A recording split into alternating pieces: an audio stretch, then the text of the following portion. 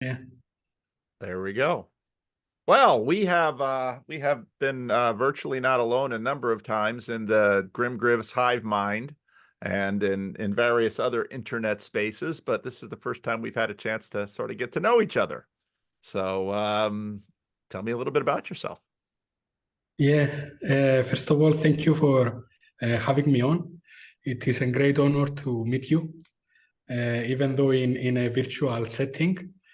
Although to be fair, I was planning to join you guys at Chino, but I didn't got the chance because I had some other obligations, and then I got my hopes up because it was supposed to have in February, if I'm not mistaken, or March, the event here in Israel.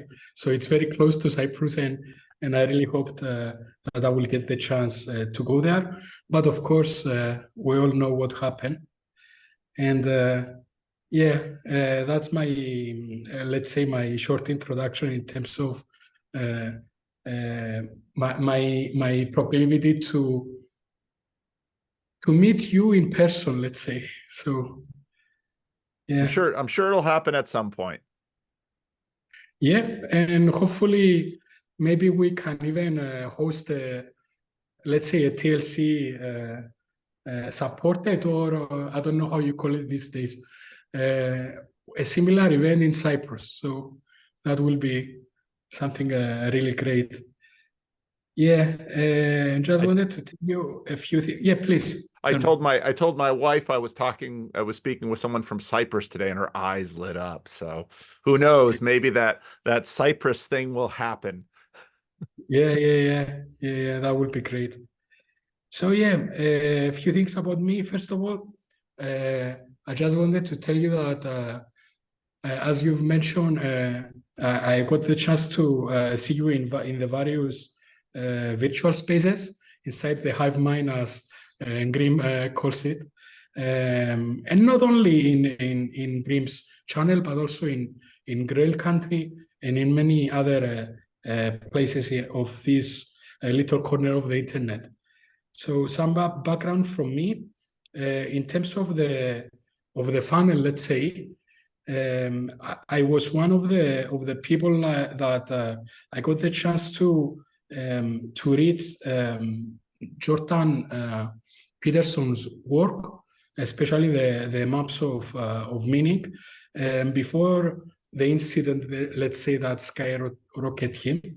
and the reason was because of my career. I am also a cognitive scientist, so I'm dealing with cognition, and particularly with a technique called fuzzy cognitive maps. So I had a particular interest into that, let's say, field, and of course later on, when everything happened, I started following him, and from him I learned all about Jonathan Pajot, and later on also for Matthew, and also for I also learned and John Verveke, and I got fascinated by him because he's in the same field that I am, and I even got the chance to very recently to become, let's say, one of his students, and because I took one course over at Johannes Niederhauser Halcyon Academy. He had a great course in moving beyond nihilism, so that was a really great pleasure to meet John. And to be honest, I am one of those that people that I am not technically a lurker. I am some sort of a hybrid situation here, because what happened is that back in August 2022, I was following one of the let's say great channels within TLC, namely the Minicode, and I felt the need to reach out to Karen Wong, and she was very kind, and she actually gave me the platform, let's say, to have a chat with her, and we had up until now with the last one that we had approximately 2-3 months ago, we had like 6 talks with Karen. Wow, that's wonderful. Yeah, it's wonderful, and she's great, Karen, and I really like her channel as much as I like your channel, Paul. And basically, it was from Karen that I learned about your channel, and also Wonderful. about Grim's channel. Wonderful. Well, So I yeah, love to hear that. yeah. So in August, I got this first interaction with Karen and the mini code, and approximately in December of that year, 2022, I decided to join Grim's Discord server, the Broken Clock Tower, and it was a bit of not a cultural shock, but it was a rather interesting experience to get all the onboarding, let's say. Discord, I wasn't familiar with Discord servers. So I get to learn all about it, and to actually, I really appreciate them. Like, they move beyond these gaming servers and all of that into community building, and I really love this aspect that it offers. I also got the chance to interact frequently with many of the people that they are lesser known in the corner, and I even got the chance to make some very good friends out of it, and hopefully I will get the chance to meet them. I hope so too. That's wonderful. That's exactly what I want from all of this. That's exactly what I want from all of this. Yeah. So tell me about the home you grew up in. Yeah, I grew up in a city called Limassol in Cyprus, in the island of Cyprus, in the Eastern Mediterranean basin. And basically, I was born in 1981.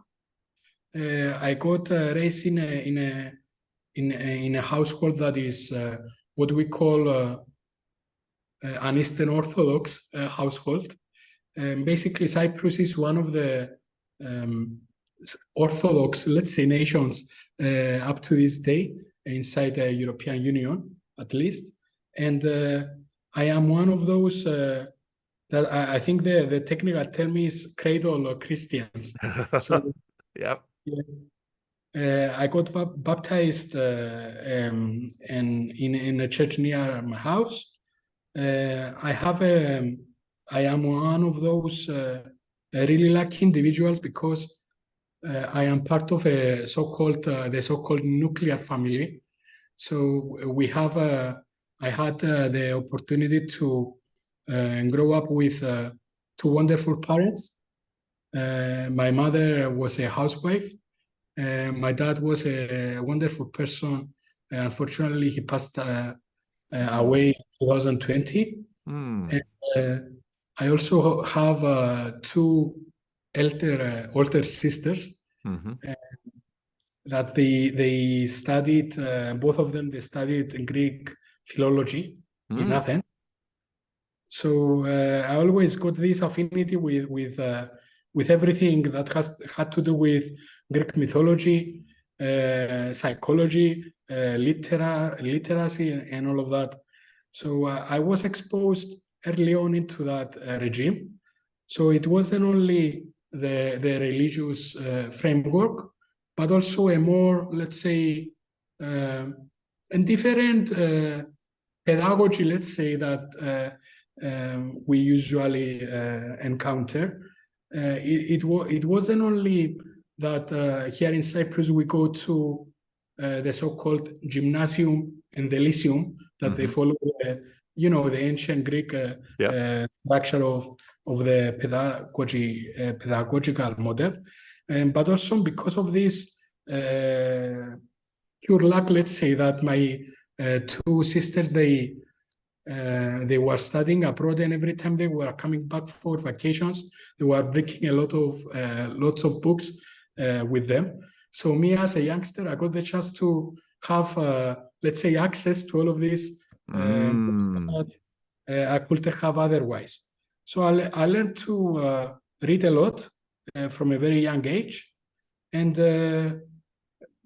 over the years, even though I was the only one that decided to follow a more, let's say, practical and technological career, still I got introduced into this love, let's say, for literature and everything that has to do with that, let's say, soft sciences, how they call it.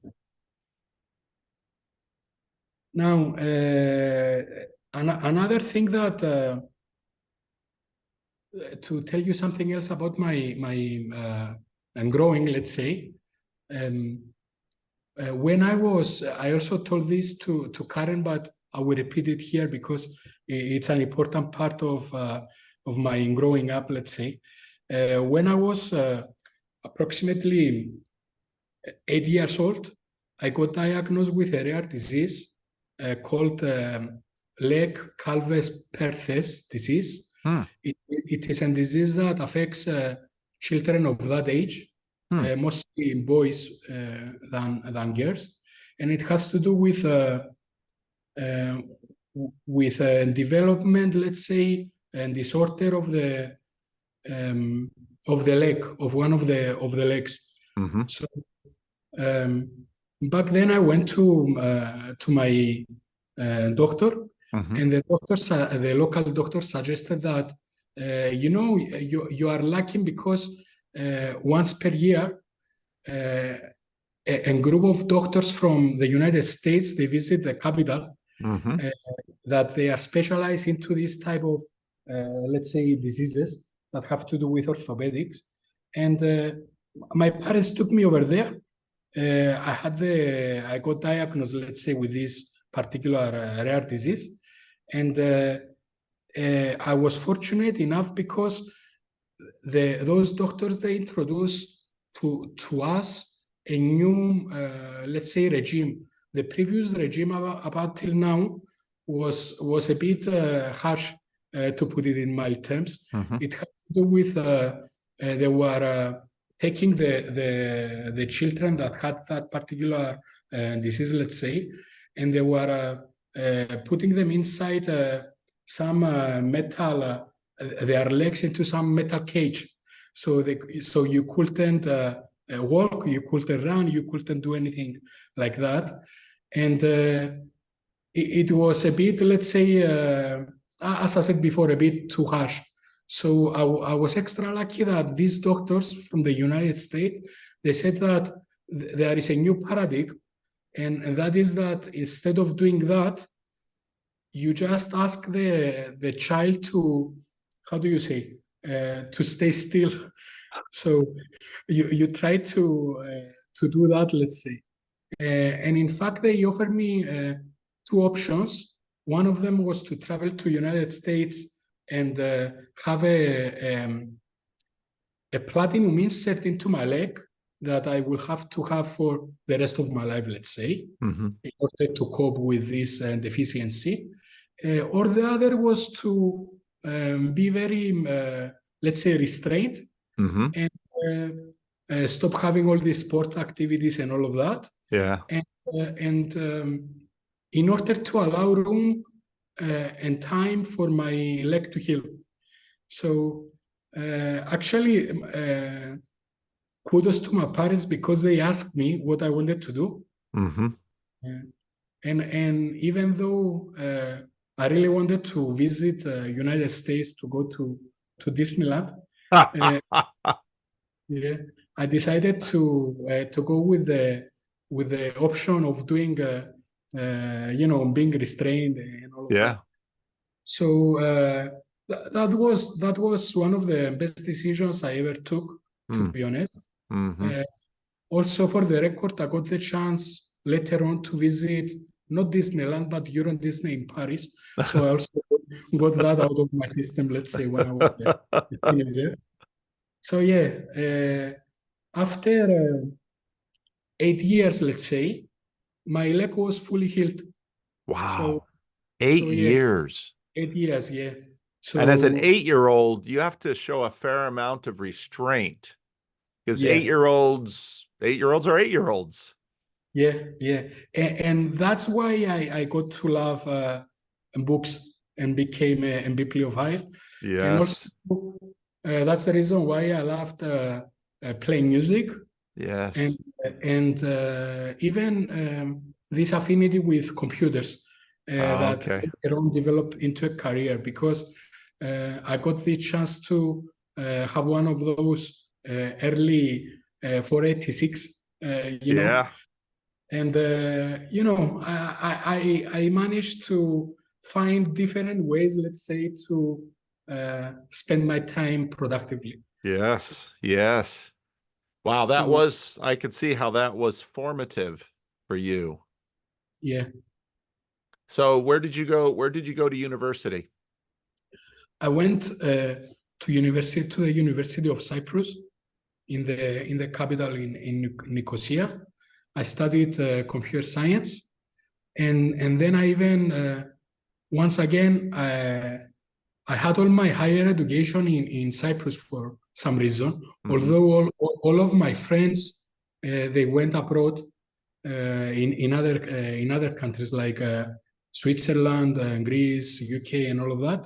I had all my education here in Cyprus, and I remember when I was after I finished basically we go university after we finish our military service.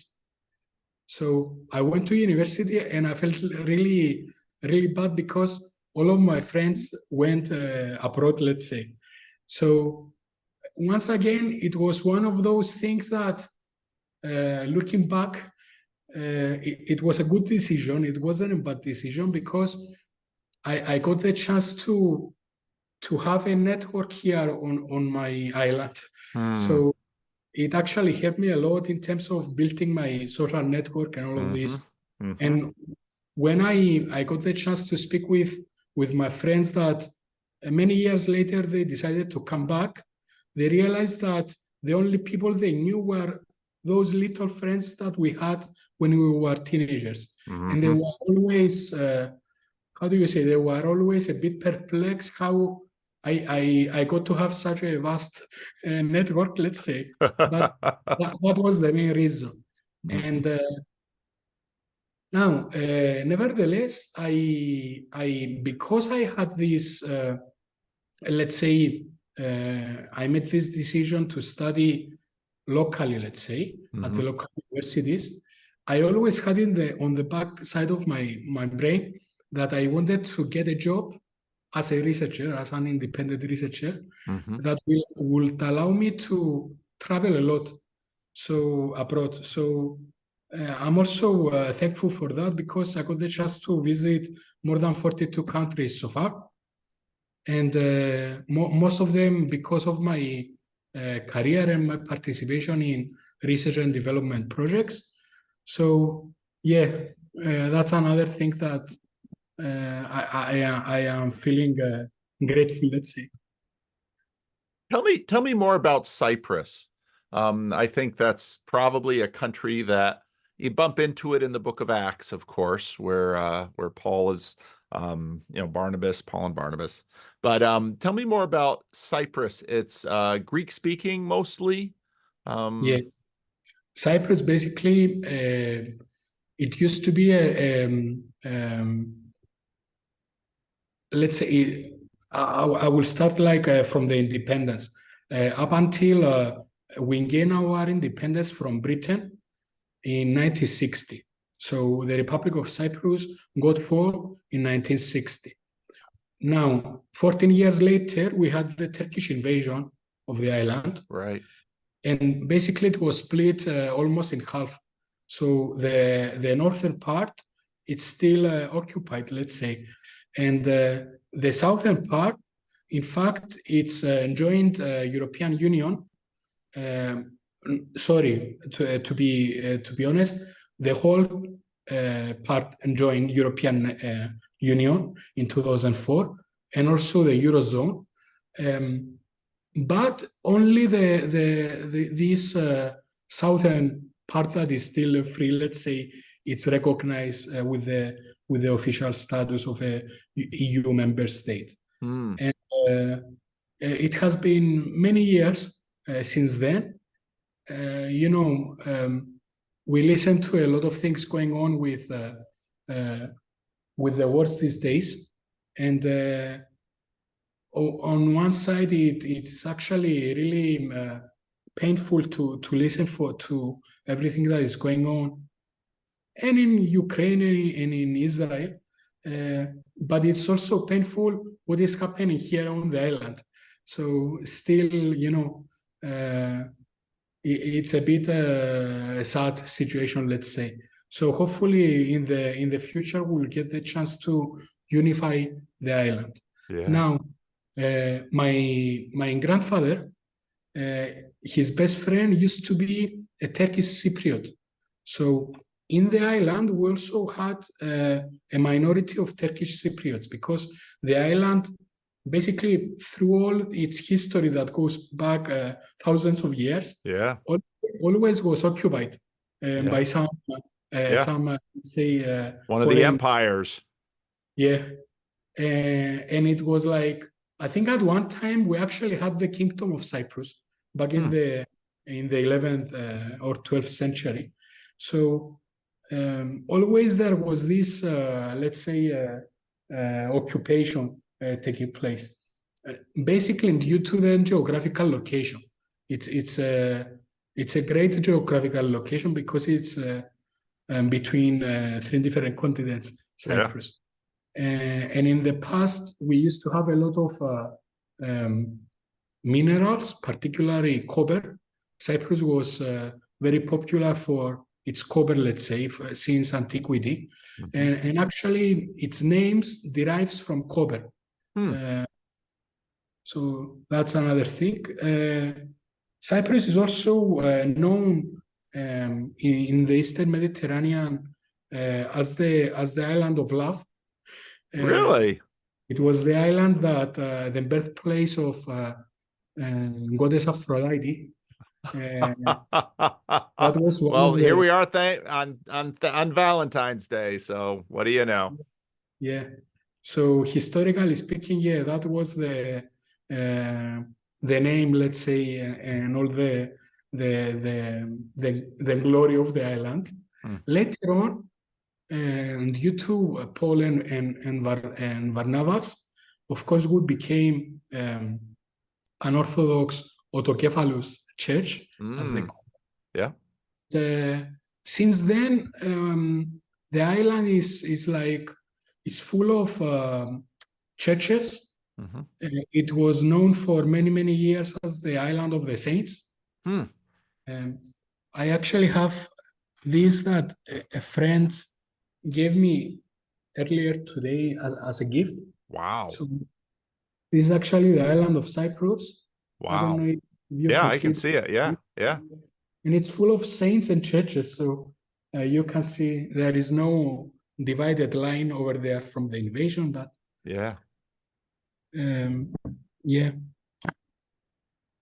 it's a great place. It's a place that a lot of people love to visit. I love it because, of course, it's my home. Yes. And I got the chance over the years, let's say, to also build for myself a house here. So I have my roots here, and I believe I will stay here. So a lot of friends ask me if I want to move to another country, like Spain or Greece, and I told them no. I have my roots, and I love my place. Wow. So yeah. That's beautiful. That's beautiful. How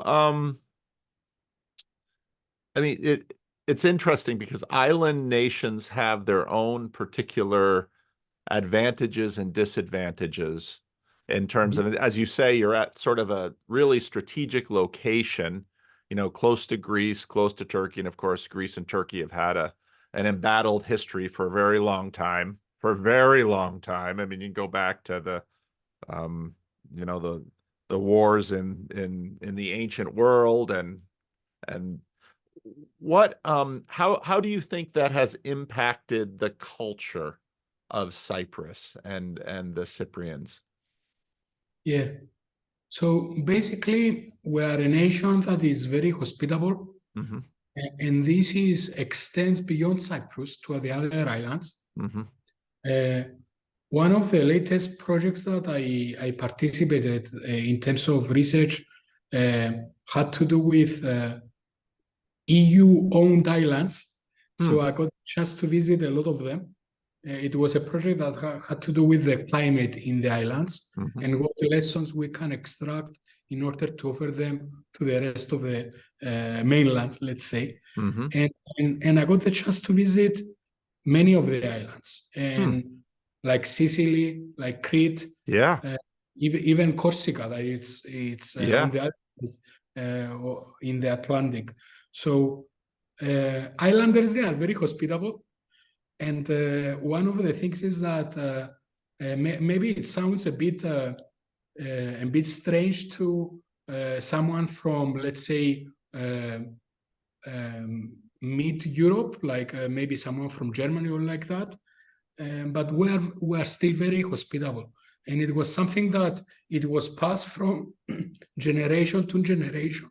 So my parents were very hospitable. Their parents were, and it goes on and on and on. So this is, in one way, our tradition. And of course, it helps that we are Eastern Orthodox.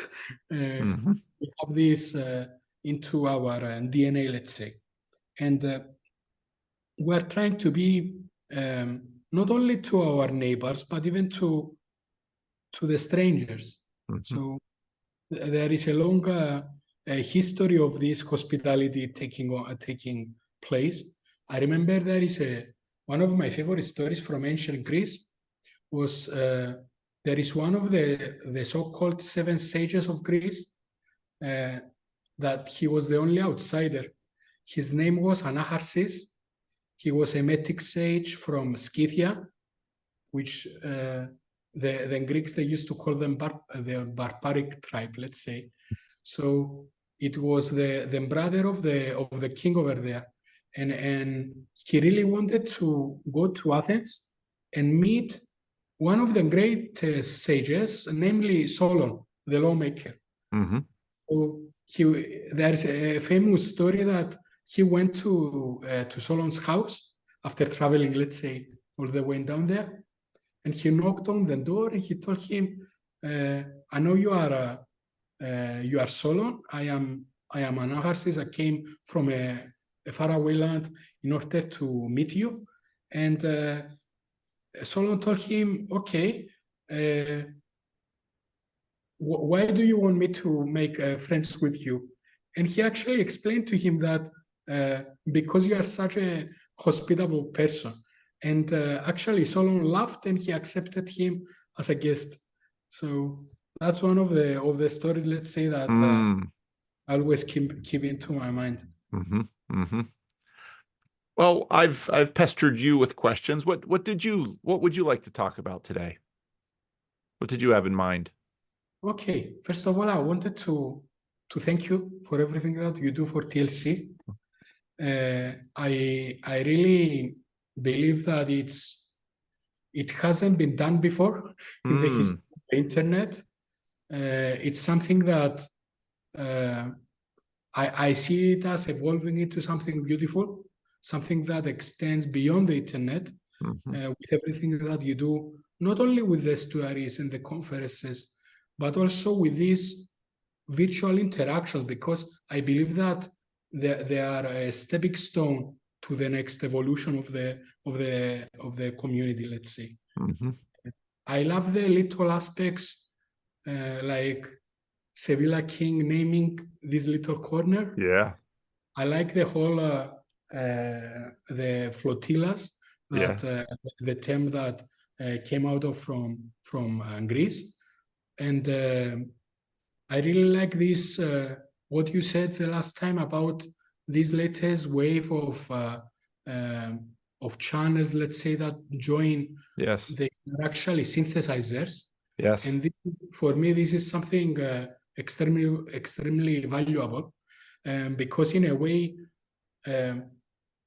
I really believe that first there is synthesis, and then there is analysis, and then there is integration. So first there's synthesis, then analysis. What was the third one?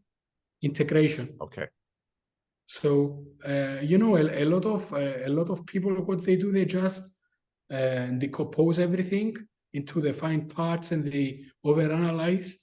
But with this latest addition, let's say that in a way, this is also your function.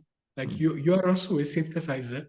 So in a way that this new influx, let's say, of channels from, okay, I'm gonna give some shout outs here from Waves of Obsession, Chris McDonald, yes. From Christian Baxter, yes, and from even from Dumia, even from Christian Golten from Agapologia, and many more.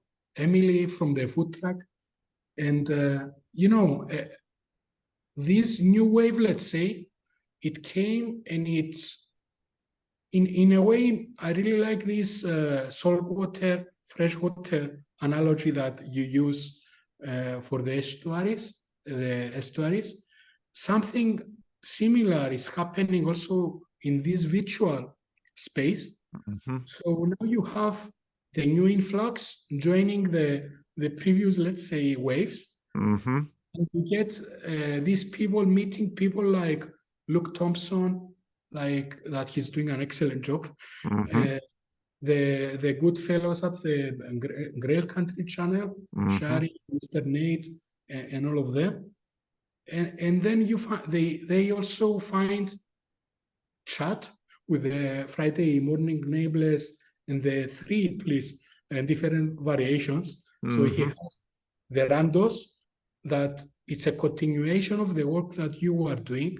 That is absolutely fantastic. He has these meanderings, and he also has the fragments. Yesterday, I got the chance to participate into the second episode of Neil and McMo that they were discussing in these fragments. And honestly, the level of, it was a premiere, it wasn't a live, but the level of community, let's say, engagement that took place in the Hive Mind, it's really going upwards. Yes. It's getting better and better and better as the days go on. And I find that to be extremely good. In the past, I had some experience, let's say, with community building, and I know all this the struggles that this community is engaging, especially if we are talking about a proper grassroots level movement. So there are many, the obstacles are many, but this let's say virtual space and the way that TLC utilizes the Discord platform, the YouTube platform, that for me, YouTube for years, it used to be just a marketing channel. So all of a sudden, TLC transformed that into a community building hub. So that's wonderful. That's like something really powerful.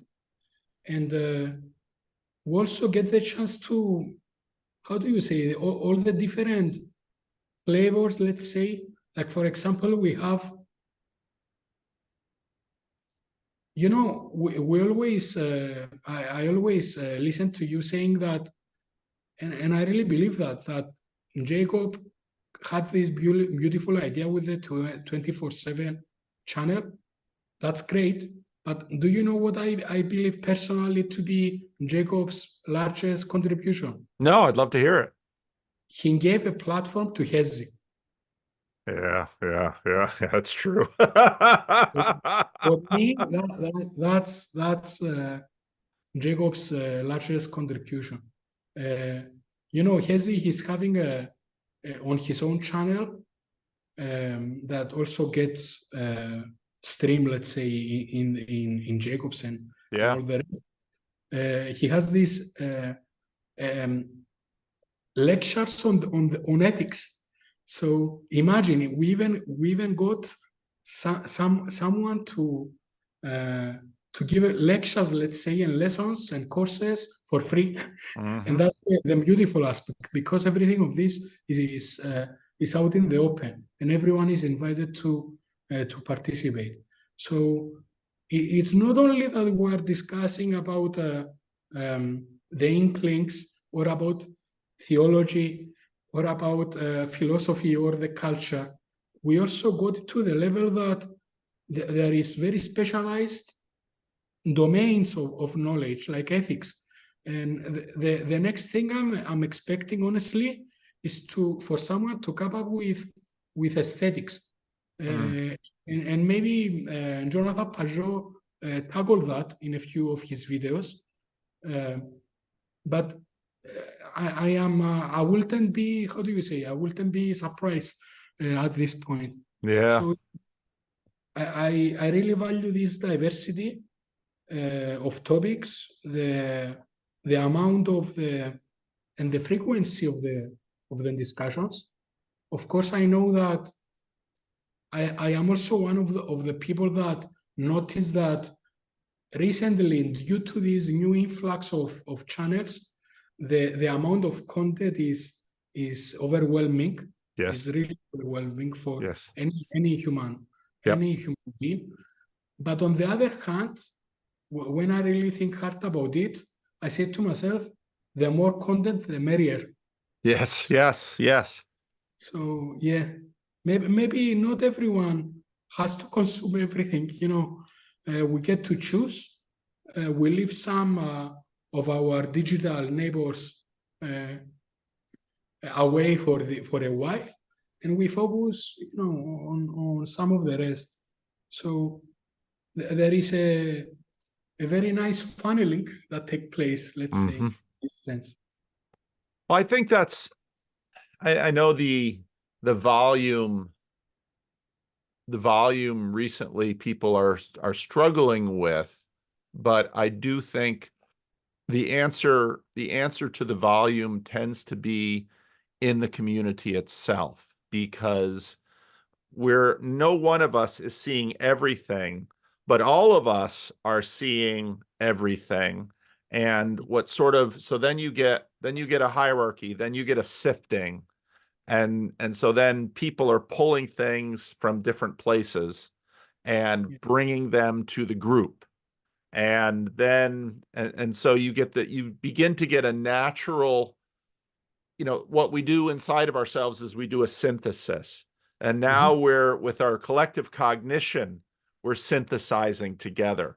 And that takes time, and it takes attention, and it takes a degree of work. But what's, like this morning, Griz sent me, someone did the branding from Freddie and Charles dancing, and then sent me to the Broken Clock Tower Discord. And I found that someone had been doing a lot of branding for me that I hadn't realized. I mean, I just can't pay attention to everyone and everything, especially from the chair I'm sitting in. So then I've always sort of had this belief that I developed as a minister, because as a minister too, even of a small church, you can't pay attention to everything. And so what you begin paying attention to are the tells and the systems and the individuals who are doing sense making, who help you do sense making to larger groups. And so I've always had this belief that God, when I get a week that I'm sort of flooded with everything, I sort of turn it over to God and say, okay, Lord, you're going to have to manage my calendar. You're going to have to manage this combinatorial explosiveness and bring to me what you want me to have to do with what you want me to do. And so I think we see that happening now in this emerging community. And it's amazing that you said it beautifully. YouTube has been used for marketing, and we see that all over the place. and the algorithm developed for marketing in terms of attention. And now we're colonizing the algorithm to use it for community and for distributed cognition. And I love that Google is paying the bill. Yeah. And you know, I will tell you two things. One is in one of your, by the way, first of all, I love what you said about this sieving. I think that's the word that actually describes what is taking place now. And there is, in one of your recent videos, you ask, you type Paul V, and then you are checking the actual rank. Yes. And I actually tried it in order to tell you. So in Cyprus, your name comes up in number 5. Really? So, in Cyprus? Yeah. So that surprises me, because I know Google has different ranks in different places in the world. So wow. Yeah, that's good. And the other thing is that because I am once again I am in the very grateful position to be a member on the scientific advisory group of a great institute for 2024, namely the Active Inference Institute, and I get the chance to be alongside with some great scientists like Chris Fields and Carl Friston. So I was discussing with the president of this non-profit institute, Daniel Friedman, recently, and he goes to me, I watched Paul's talk with John, and they were discussing about free energy principle. So basically, John had this talk with Jordan Peterson. Yeah. And you had the one with John. Yeah. So it is a very nice cross-pollination, let's say, that is taking place. And Daniel even told me that I am actually 15 minutes away from Paul's church. So that's something. Well, I look forward to another visitor. He should come for part of the reason I'm so excited about the every week estuary on Sunday morning is that for someone to visit a worship service, I absolutely love that, and the church loves that. But it's a different kind of interaction than what we have going at estuary, because at estuary, there's where you sort of get a chance to know and be known in the estuary, whereas in the worship service, it's you have to go to the worship service a long time to get that level of know and be knowing. Whereas with the estuary, you get going. Now, obviously, the worship service is doing some different things from the estuary group, but it's been really good for visitors, because I've ever since I started the channel, I've had visitors to the church, but and I love it. Again, we love it when they come for the worship service, but they usually want to also have a little bit of interaction. They want to know and be known. And that's hard to do with a group of, even, at a worship service, a small church like ours, 40 to 60, or even, 25 to 50, whatever it is on any given Sunday. So that's, well, he's certainly welcome. He's certainly welcome to, I'd love to see him at Estuary, and I'd love to meet him and shake his hand. And I'm sure the group would love to hear. Yeah. And just to highlight a bit more this, I find it fascinating that John Vervecchi acts as this link between TLC and the academic world, let's say. So that's absolutely wonderful. Like John appeared into Active Inference channel. They had recently, like 2 months ago, he appeared into one of the episodes with over there, basically, and then he appeared to you. So and now to actually listen to that from Daniel, it was like, wow, Wow, that's great. Yeah, wow. It's a little scary. I try to It's remind people I'm not an academic. I'm a pastor. I might have a lot of books behind me, and I might have read a lot of books, but academics work differently from pastors. Pastors work primarily with people. That's our focus of attention. Academics, depending on the discipline, the literature is the focus of the attention. So yeah. Maybe this is the reason is because of cognitive science. I think it serves like a very good I don't want to call it estuary again, but it has this freshwater, saltwater, yes, because it combines common interests, let's say. yes. To No, and cognitive science, at least to the degree that I understand it, is, I mean, people saw the silo effect that has happened in the disciplines. On Sam's channel, he had Drew Johnson on, and he was talking about the fact that he has a PhD. He's a doctor of philosophy, but many people with doctors of philosophy know zero philosophy. They just know the tiny little discipline. And so I think that's part of the reason now we see the rise of synthesizers.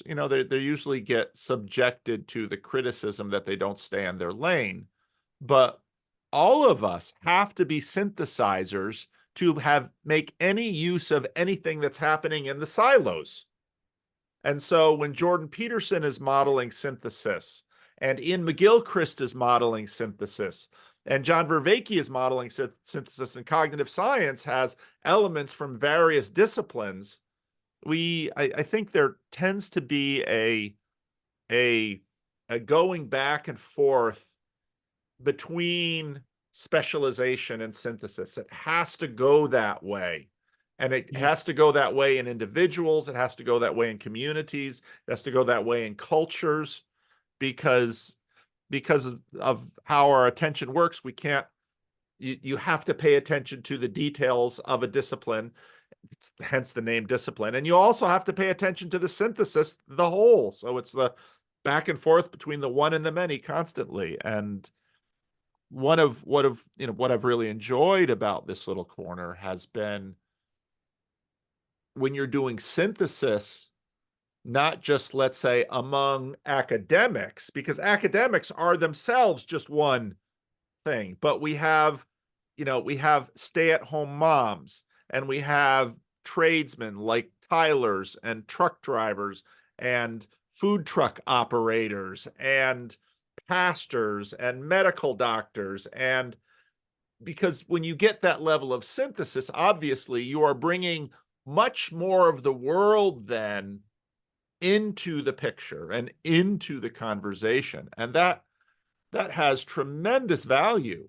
I look at Grim, I mean, people struggle to sort of work their way through a Grim Griz live stream because of all of the branding and all of the insider language. What's hilarious is that people don't sort of many people of high status don't disparage science or the academy, even though it itself has all of these same aspects, insider language. I mean, technical jargon. Yeah. That's right. And so to watch, and what I noticed from Griz, who, if you go all the way back to my first conversation with him, I mean, he, before his career as a YouTuber, he was a medical transcriber. And he caught when I had a tweet of this morning, and he read it on the channel, and he said, I said, we know what's best for you. And he corrected me. We want what's best for you. That all of that discipline as a medical transcriber gave him focus on, you need exactly the precise word.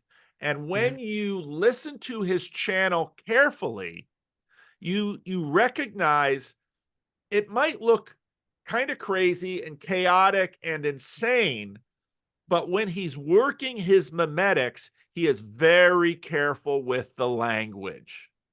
Yeah, People don't see it because it's in the midst of all of this other stuff going on. But there's a great deal of care that he yeah, is actually using. I fully agree with you. Greece is brilliant. What he's doing, because I know a few things about mimetics and mimetic engineering and all of that good stuff. So I fully understand him, and I know it may sound a bit paradoxical, but that's why I try to say to everyone, like, this guy, indeed, he's ingenious. Yeah. What he's doing is so ahead of everyone else. Yes. That when everyone else tries to understand, when they understand him even a bit, you know what they do? They just copy him. Yes. This is what they do. And because Grim, he is the ingenious that he is, he likes it.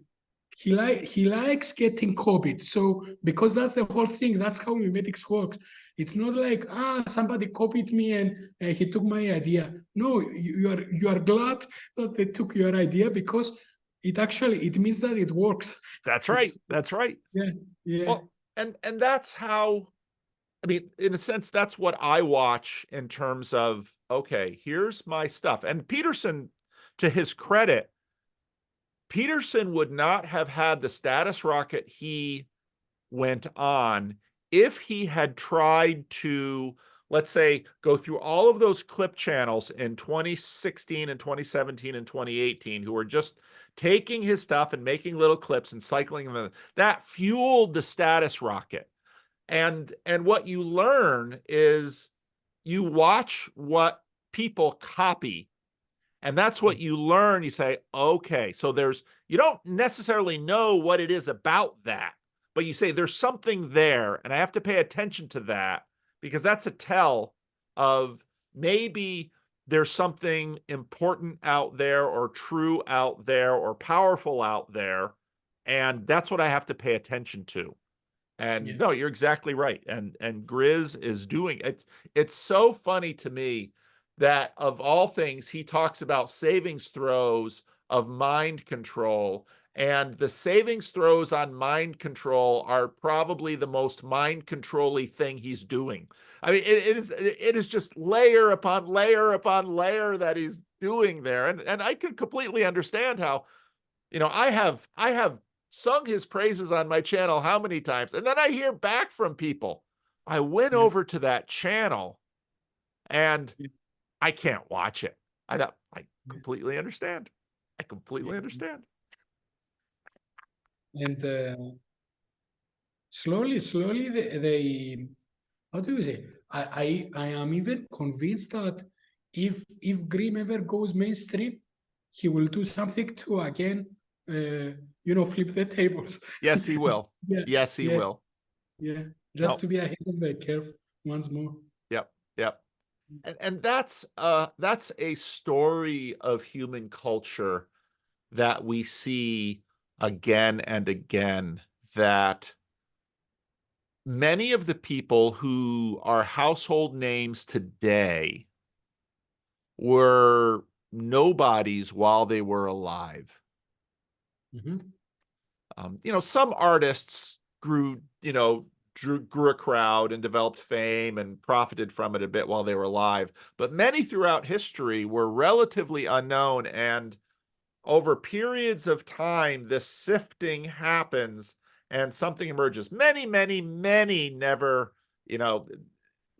and to me that says we are, the amazing things about human beings is not that we in ourselves are so smart as individuals, but we participate in this thing where together we are far smarter than we are alone.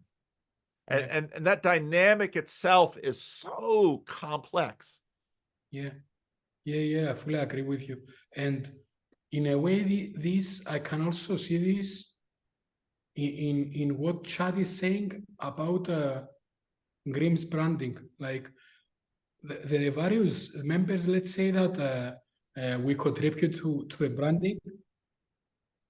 we are doing it in how do you say, out of our good heart, like we are doing it in just to present it to the community Yes. and just to say a thank you to Grim Yeah. for his platform and for helping us being virtually not alone and for everything else he's doing. Yes. And Chat recently said that he finds it amazing that even though the brandings come from different individuals, they have this same flavor to Yes. them. Yes. So it's like a communal thing once more that Yes. arises out of that, let's say, novel art form. It's not Yes. even an art form, let's say. It's something. It's more anti-art than art. To be Yes. honest. Yes. Yeah. And to me, as a pastor, this is so much like a local church, because local churches are like this. There's someone who has this little labor of love, and they do this little thing in the corner for the church that nobody else does.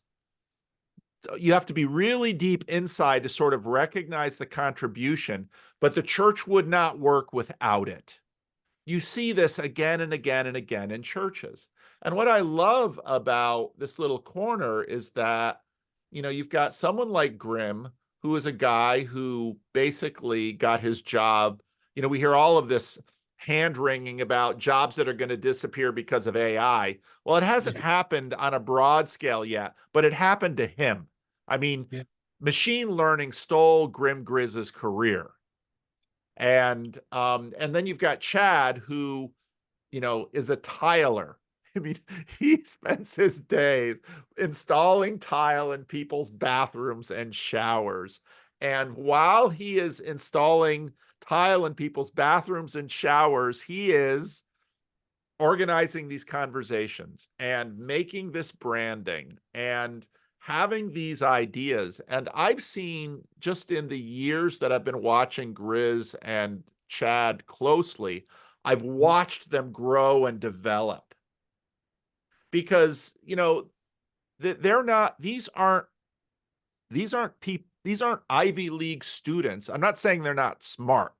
I'm saying you go to a university and that entire context is supposed to give you a resource-rich environment with all of this scaffolding to make you into a culture maker and an elite culture maker. And here, what we're seeing in people like Chad and Griz doing jobs that nobody will pay attention to, is they are, in my opinion, becoming elite culture makers down here at this level. And I absolutely love it. Yeah, they're becoming mavens. Yes, And yes. And just a small comment on what you said before. I personally value greatly all types of intelligence, but my favorite, let's say, a flavor is what Chad and Grim has, and I call that street intelligence. Yes. It's like it's intelligence that comes out of sheer experience. Like it's not from the university, it's not from the classroom. It's like from person to person interaction and from just thinking and rethinking about things. So there is even wisdom there. Yes. So maybe it's a bit difficult to see it, but maybe that's okay. Maybe that's okay. Maybe that's how it needs to be. Well, I think you're exactly right, because there is wisdom there, and it's more deeply embodied, which means that so the kind of wisdom that you will tend to generate in a university will be the kind of wisdom that can be transmitted by books and can be transmitted by language in the way that even a video or an audible recording or a lecture can transmit it.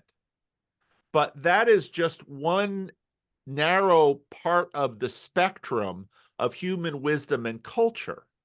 And so that that street intelligence has within it so much more of the embodiment that something, even, with a book, you can present something. And then when we have photography in books, you have another level of dimensionality. And with video, we have another level of dimensionality. But even with video, we just have a slice of the spectrum.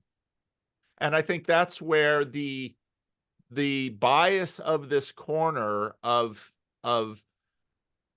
continuing to preach, if it's only virtually not alone, if it's only embodied in this spectrum, you're losing other ends of this, you're losing other areas. And I think, of course, Peugeot knows that in terms of his physical art. Vervaeke knows that in terms of his ecology of practices. A guy like Rafe Kelly. Well, we got a lot of shout outs in this video. But I think this is, as you said earlier, really part of the contribution that, and the innovation that what we have going here is stimulating. Yeah. And I think it's vitally important because, of course, how we have stratified our social stack tends to prioritize the university, those elites that can manage language. But what we are sort of continuing to bring in are many more who have street intelligence in a lot of other areas. And we're being able to connect this a little bit. Yeah, and also these, how do you say, what Grim says and calls lobster monkeys. Yep. They have a very particular set of skills. So it's another set of digital skills. So if someone goes and clips, let's say, something that they find interesting, and then bring it back to the village, let's call it like that, Yep. everybody benefits. So, and if you think about it, it has this even historical aspect to it. Yes. Like, this is what people were doing like centuries ago. Yes. Like, they went hunting and they were bringing back. But now, because we navigate into these virtual spaces, we're doing it. And honestly, there are many people doing excellent job. Yes. And like Rakau with the branding, like Chad with the branding, like mostly that he's bringing amazing things from other platforms other than YouTube, like from Twitter and all these other places. And I know a lot of many people that they are doing that in VNA, in that community that Grace develops. Yeah. And in a way, it's beautiful to see it evolve too. Yes. Yeah. And it is evolving. And again, it was just this morning, because Griz sent me that one clip, and it was very brilliant colonizing on Griz's part, because anybody who watches the Freddie and Paul show know that these are my friends and I love them. And so I can see there's a hierarchy, of course. And so even though, your in real life friends can drive you crazy sometimes, they're still your in real life friends. And so once I began to, I was unaware of a lot of, I could see tastes of it in, let's say, Griz's live stream. But again, this is something I try to communicate to people. When I, for example, work with something in a sermon is 25 minutes once a week. And because of the general audience of a church and the breadth of the audience of the church, I have to be very selective about, I can only do this in that space. And the same is in terms of Griz's live stream. He can only sort of select certain things. But if you go into the Broken Clock Tower Discord, or you go into the Bridges of Meaning Discord, you begin to see that, oh, there's a lot more riches beneath. And so if you tend to dig down a little bit, you can probably discover other gold that doesn't necessarily arise in terms of, the salience landscaping. Yeah. And basically, I really love the Freddie and Paul show. And I love all the, how do you say, everyone over there. Freddie's mom, Nancy, Yeah. I really like that. Like she gives her own sermons, let's say. Yes. Yes, she does. Yeah, I like Charles, Charles. Jane, Yes. yeah, Yep. and Freddie with the rap, Yep. uh, Doc Part with his singing and the harmonica, and all of Yes. that. I even got the, how do you say, very recently, you shared the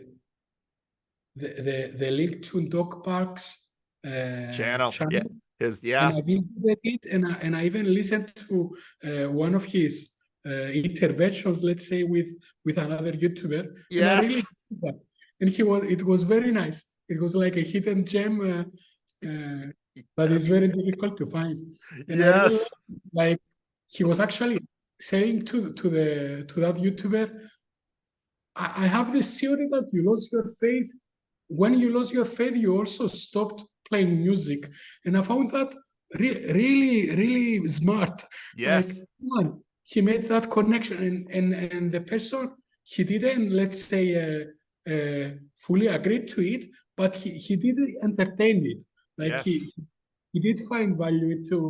into that line of reasoning. And that by itself it means a lot, because these fellows, they're a bit harsh in their Yes. interaction, but that particular one was great. Yeah. And it was amazing listening to Food Truck Emily make that same point. Yeah. And so no, you're exactly right. I mean, I've been doing the Freddie, I did the Freddie and Paul show before, I did any Jordan Peterson things on my channel. If anybody actually digs down in the channel, you'll find the Freddie and Paul show goes a long ways. And, one of the interesting things is the way that the Freddie and Paul show is like the Grim Griz live stream. Mhm. There's ritual in there, and there's liturgy, and there's structure, and there's branding. You listen to Freddie's rap. Freddie's rap is as repetitive and as mimetic as Grim Griz's channel is. Yeah, yeah, yeah. And so and then it was just so amazing that one Sunday when Dog Bark, I mean, of all the people who watch my channel, just a few hundred watch the Freddie and Paul show, and I completely understand why. But it was amazing that Dog Bark was this regular contributor, a regular commenter on the channel. And then one Sunday, Freddie walks in and says, Dog Bark is here. I said, what? I didn't, and in he That's walks. beautiful. And Yeah. I really have to do a Randos conversation with him, because his story is incredible, and he's just a fascinating individual, and people just get a little taste of that. But if you Yeah. go to his channel and you watch some of these other videos he has, and Charles is the same way. Charles has a channel, and you go to Charles' channel, he's got videos of him in high school doing music and dancing. And you just, now via YouTube, and now because of phones, and there's a lot of phones and cameras on phones, we can bring elements of people's lives to life and share it. And Yeah. if done lovingly and with care, it can be a beautiful thing. Yeah, that's great. I really like the anecdotal story with Dog Park. His name is Dave, right? His name is Dave. His name is Dave, and his last name is Barker. So Mark. that's where he gets Dog Bark from Okay, that's cool. Barker. And And I shouldn't say too much, but maybe I'll do a Randos conversation with him, because he's got an amazing story. And like the first day that he visited church, he took an Uber here because he doesn't drive. And Mhm. I said, well, let me drive you home. And he lives a little ways from the church, but it was wonderful because I got the chance to hear his life story and about his kids. And it's just the part of what I always wish I could represent in all of its glory is the amount of glory that God has poured into unexpected people and places all around us. And so there's I'm as guilty as anyone in terms of the amount of screen time I put in. I couldn't not do that given all of the videos that I absorb to share on my channel and synthesize, et cetera, et cetera. But around us and the people in our lives, there are depths of wonder and glory and beauty that the world just passes by and neither sees nor recognizes nor celebrates. And it is so utterly common, and you can see it if you have eyes to see. So that's really sort of the heart of what I want for people, because the way hierarchies work in this world, the hierarchies of this world value certain things, and there's value there. I certainly see that. But the hierarchies of this world pass by so much other value that is there in people and places that nobody stops to listen, to pay attention to. But it's all there. All that glory and joy and goodness is there. And I just, to the degree that I can direct others' attention, I want to be able to direct their attention to that beauty and joy and glory, because glory shared is glory multiplied. So there's my little sermon. I'm into that. I have a small feedback in terms of what you said with the guys and with their raps and their songs and all of that. When we used to have our own grassroots movement, let's say, yes, we had this. We took a parking lot, an abandoned parking lot, and along with volunteers, we transformed it into an upcycle park, an ecological park. So we took pallets, we took tires and all of that, and we created a park. And it was a space in the middle of the city that it was full with grass and trees, and it was an open space. And people, they started coming in, and we created these small communities. And one of the things that popped out organically was the freestyle. Like someone started making a freestyle, and it was very, very good. I still have those. I cherish those moments greatly till this very day. So you can see a lot of things like that. Like this freestyle emerges, the artistic creativity elements, they emerge, and it's beautiful to witness. And as you said, the joy and the glory that people bring, like every people, like we had teenagers coming, we had retired people, people that they got their retirement coming in, and everyone was sharing that space, and they were just happy to socialize. yes, and share a good laugh and just come and say one hello, how are you, all of that. And this is why I value greatly what you are doing. And this is why I understand this need to go beyond the virtual towards the physical. yes, In our situation, we in our circumstance, let's say back in the day, we did it a bit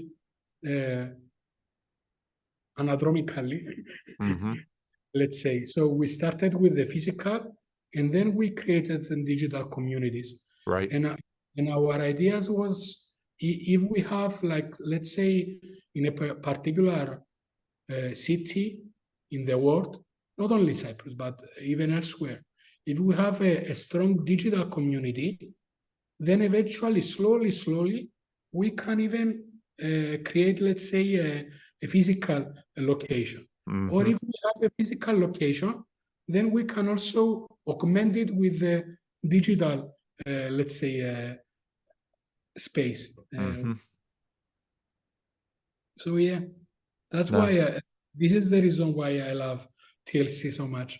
I see some of the things that I've tried to do in the past, and for the different obstacles, let's say it didn't scale up to the Yeah. degree I wanted. So this is why I try to be as supportive as possible to all the small channels and as much as I can. Yeah. So, One of the things that Peterson had said once, which really stuck with me, and I thought it was deeply true, and I found ministry, like many other things, you go to school for it. You know, I didn't realize the training my father was doing in me as I just watched him modeling it. So much of ministry is just encouragement, is to say to someone with 65 subscribers, you're doing a good job. Keep doing it. Don't do it for the clicks. Clicks may come and clicks may go. Do it for the joy. If you see something beautiful, if you can make something beautiful, and if only 10 people enjoy it, do it anyway. And I always tell people when they talk about YouTube or starting a channel, I say, don't do it for the clicks. Do what you would do if almost nobody watched. Now, to have 0 people watch is hard, but you only need a handful. But do it for the joy where suddenly you're doing this out of joy, and your joy gets mirrored, your joy gets sent back to you from someone else who is enjoying it. And so the power of encouragement to encourage human beings to, you know, to do what you think you should do is tremendously powerful. Yeah, 100%. Actually, I remember one of Grim's favorite Jordan Peterson clips that he frequently plays is the one that says, all they need is a little encouragement. Yes, that's right. And it's true. And someone like Jordan, Jordan was made in his years of at least relative obscurity. Jordan was created by the illness of his daughter. He was created by being a clinical psychologist sitting in a room week after week with really hard cases. It's that kind of loving labor in obscurity where that's what actually produces the really beautiful things in the world and the really helpful things in the world. Yeah. This type of experiences, even the hard, really difficult ones, they are so formative that they shape not only our character, but the character of, let's say, the future generations. So yes. I can even see it. I can zoom out, let's say, if you allow me the term, and I can see this happening with the different generations.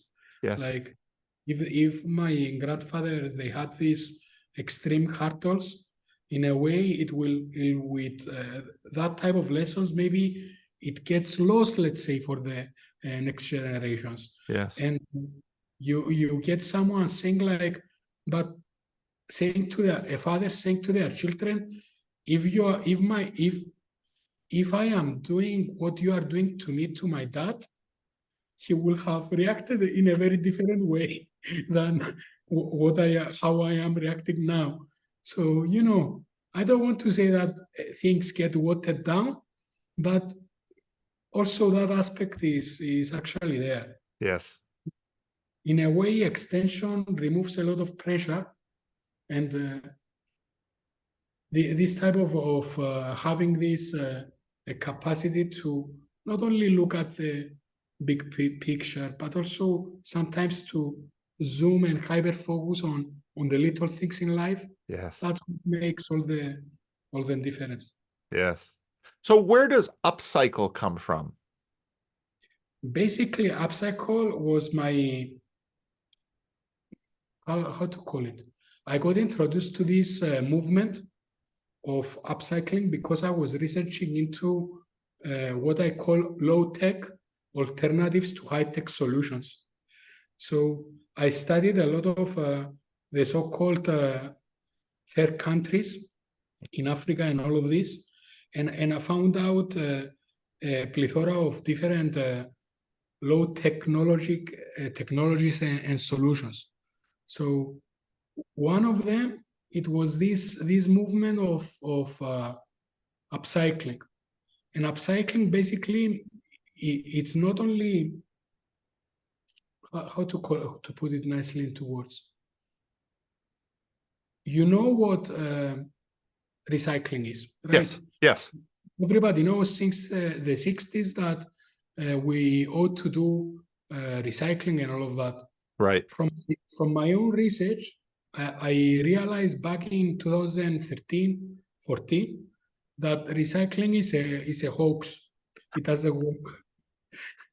It used to be like I used to tell to people when they ask me, we take our bottles, let's say, recycle them in our garbage. They place them, the government or an institution, let's say, funded by the government, places them into containers and they ship them over to China. And then they unload them and they put them inside the ground. So that's not very good in terms of... Yeah. So let's say some things change a bit, but this whole brainwashing that took place with the recycling and all the, the house owners, they get into this mentality that we have to do this because we are helping the environment. Yes, yes. It doesn't really work. It's like a fugazi. It's like kayfabe. I don't know how to. Yeah. And upcycling it's a movement that started back in 2010, let's say, that is it's an alternative to that approach. And its philosophy is very simple. Basically, if you have, like, for example, a product that had reached, let's say, it's the end of its life cycle. Yes. Instead of throwing it away, or put it in for recycling or whatever, you can sit down and creatively reuse it. So you can find a way to extend its life cycle by giving it a new purpose. So this is why I told you what we did with the pallets or the old tires. We transformed them into new things. We use the pallets to create a fence, or we use the tires to create pots in order to plant trees, and all of that. So it's a very nice, creative, let's say, movement in that way, that it's organic. It has to do with community building and all of that. And with the idea of Upcycle clubs was to establish, let's say, a loose collective that wasn't only placed. We were placed physically in Cyprus, but the idea was much bigger. So we got a lot of interest from places like Spain, from Greece, and for many other countries, even from Latin America, Argentina, and all of that. So people, they started creating this, following our recipe, let's say, and creating these small upcycle clubs in their own neighborhood. So this is one of the things that we actually did. And the major contribution of us was that we took it a bit further and we pioneered a term called digital upcycling. So we said that we shouldn't only treat our waste in a creative manner, but we should also treat our digital waste in the similar manner. So let's say you have, this period, we still get to delete a lot of files, a lot of videos. Yeah. And because of the size and the limitations, let's say, in hardware. Yeah. So our idea was like, if you have like a a small video, instead of deleting it, upcycle it. So try to promote it in alternative platforms like not YouTube, like Rumble and all of that. So we took small videos that made someone laugh, like user-generated content from the mobile phones, not anything fancy. Basically, if someone was sitting at home and their cat or their dog started making something funny, and they got into the mood that I have to take my smartphone and take a video out of that. So our philosophy said that if it made you make that energy, or if it made you laugh, it will also make other people laugh. So share that, and maybe you can even make some money. So at the end of the day, your pet can help you pay your rent.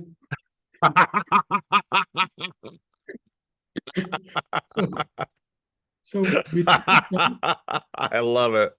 Yeah. So we tried that. We beta tested it for some years, and we saw that it actually works. Wow. And we did it with various projects, like not only with pet videos, but also with these upcycling activities. For example, we have a great painter here in Cyprus from another city, Larnaca. Her name is Maria Aristidou, and she was painting portraits with wasted coffee grounds, with coffee. So wow. that's then de facto definition of upcycling. Yes. And then I told her, like, I can promote your video in a digital manner. So I did the digital upcycling part. And that video actually ended up featuring in People magazine. It featured in many different places, like Daily Mail, like even it got broadcasted on NBC. And you know, when you are in that, let's say, business, you try to get the copyrights for what normally people do not get. So if you give value to that smaller Yes. action, let's say, or the effort that you've placed into creating something, then you can have multiple benefits. And I love it. That was our idea, let's say. I love it. Yeah. Well, my time is running out. I'm doing lunch today with Gordon. Gordon never shows up in any of my videos. Gordon's a pretty shy guy. He's a friend of Freddie's, and Gordon's birthday was in October, but I was, I had Europe and everything going on, so I didn't get a chance to. So I'm finally getting my chance to have lunch with Gordon today, but so I've got to land the plane here. But anything else you wanted to bring up that we should cover in the next little bit? I will take this opportunity just to give some of my other favorite channels a small shout out. I think it's the best I can do with my time. I really like Gavin Palmer's channel. Yep. It's great, and I really loved his arc, the evolution. He started like Gavin is a tech guy. Yes. So now he's venturing into new domains, let's say. Yes. He then had this talk with his wife. Yes. And that was like great. I also wanted to say that there are a lot of small channels that people can find out either by visiting Grim's channel and hanging out either at the Hive Mine over there or over at the Broken Clock Tower. Yes. Yeah. Yeah. And that's another aspect of this that I love, that people have different things to give or to spend, but you can, and again, this is so much like a church. People will visit a church and they're like, I have trouble getting in. The easiest way to get into a church is with your time and attention.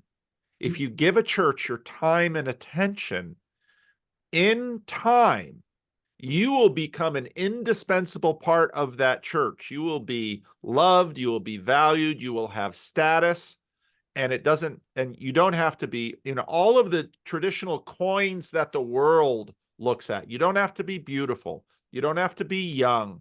You don't have to be able-bodied. Many of the people in my church are now getting up in years, and they've got walkers and wheelchairs, but they are indispensable parts of the community because they give the community time and attention, and they give the community what they have. And what they have, it's just, I love your upcycle thing, because often what people have is idiosyncratic. And if they, they find, I think it was Parker Palmer said, calling is where your great joy meets the world's great need. And that often, the world is too big. And so if you go into a small place with your great joy, you will probably find a matching need that you can meet. And then suddenly you are an integral part of that entire community, because nobody else in that community can do what you do. Yeah, exactly. Beautifully said. Chad was asking in a comment of one of your videos, what should I do to help? And then he came up with these randos and the fragments and the meandering.